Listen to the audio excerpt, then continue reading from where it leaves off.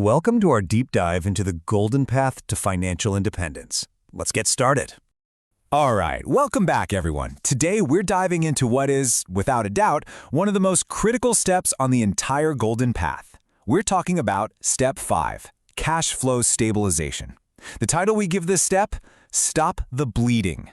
And honestly, it has to be that dramatic, because this is exactly where most financial plans just completely fall apart before they even get off the ground.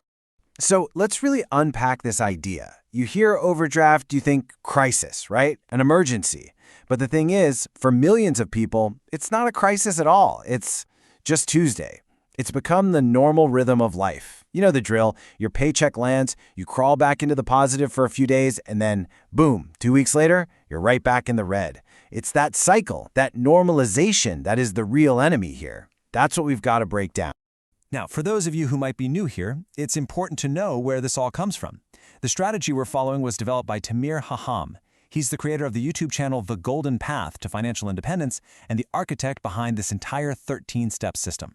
And what makes this approach so powerful is his unique background. See, he's a senior systems engineer, but he's also the official Hebrew translator of the classic book The Richest Man in Babylon. So what you're getting is this incredible blend of modern, precise engineering with ancient, timeless financial wisdom. So you might be wondering, is this actually for me? Well, let me be really clear. This strategy is designed specifically for you if you're a salaried professional who's ready for a massive shift in your life. We're talking about moving from a state of financial dependence, where it feels like money just happens to you, and moving to a state of asset ownership and real, genuine freedom of choice. This is about getting to the point where your money is finally, truly working for you, not the other way around. Okay, so let's get our bearings. Where are we in this whole journey? We love using this rocket launch analogy, right? We've already finished stage 1, which was all about preparing the launch pad. Now we are in stage 2, the actual launch sequence.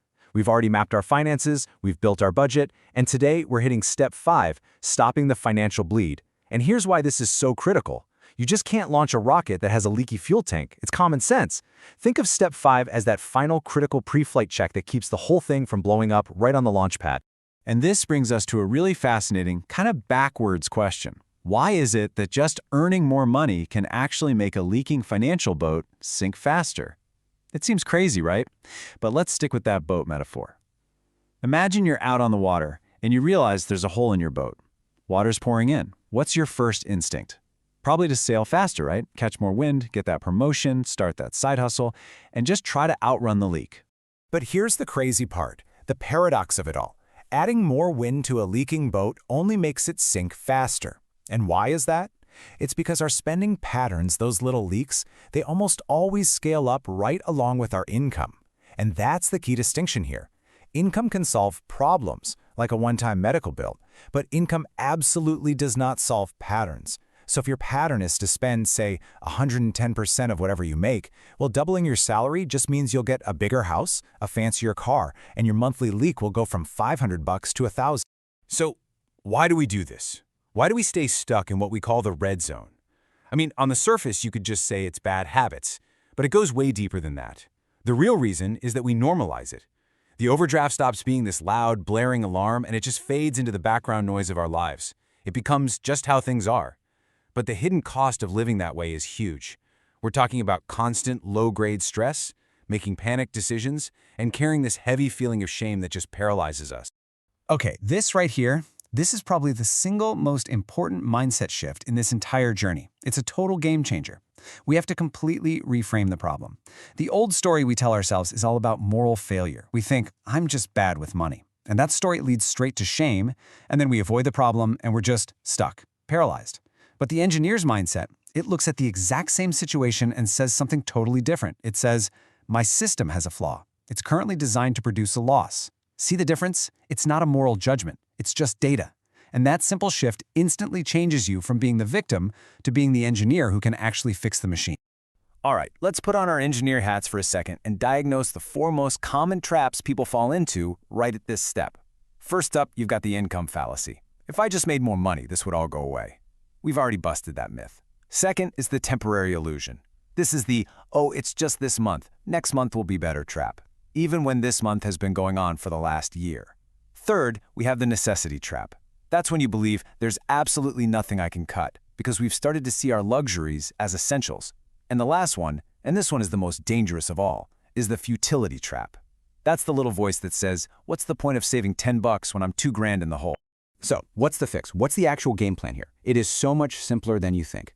We call it the plug one leak method. Listen carefully. You do not need to fix your entire financial life today.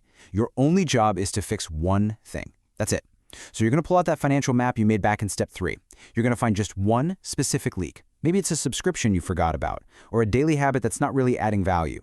And then you take real structural action. This is not about trying harder. It's about changing the system. Literally cancel the service. Go online and remove your saved credit card. Make it harder to spend that money. Now, I know what you're thinking. Seriously, saving 15 bucks a month isn't going to fix my $2,000 overdraft.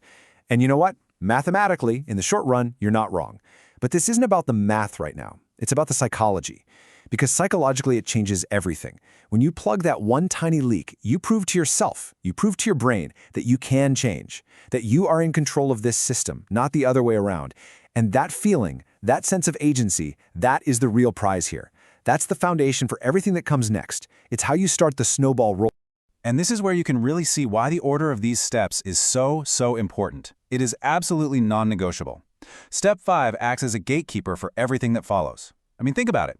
How can you possibly build a real saving habit, or put together an emergency fund, or even think about investing if your account is constantly bleeding cash every month? You can't. You have to stabilize the system first. It's a fundamental principle. Stability always comes before growth. You have to protect what you have before you can expand. So let's bring that boat metaphor back one last time to really land this point. As soon as you plug that hole, the wind that's already in your sails, your current income, finally starts to push you forward. You see?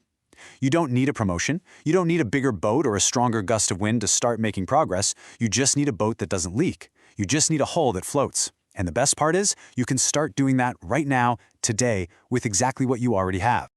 Okay, before we get to the summary, we do need to pause for our mandatory disclaimer. Please remember that all of this content is created for educational purposes only. It is not and should not be taken as personalized financial advice. We can't offer any guarantees of specific results, and you are always responsible for consulting with your own qualified professionals to make informed decisions that are right for you.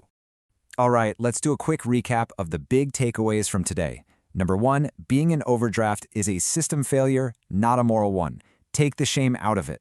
Number 2, trying to earn more without plugging the leaks is like adding wind to a sinking boat. It only makes things worse. Number 3, your only mission right now is to plug one single leak to prove to yourself that you're in control. That's how you build momentum. And finally, remember that this step, step 5, is the gatekeeper to everything else. Next time, we'll build on this stability as we move to step 6, building a consistent saving habit. If you want to follow this entire 13-step journey from start to finish, please make sure you subscribe to this series. And for even more detail, you can find deep dives and great visuals that support this whole strategy on the official YouTube channel, which is called The Golden Path to Financial Independence. Thanks for joining us for this explainer. We look forward to seeing you for the next step on the journey.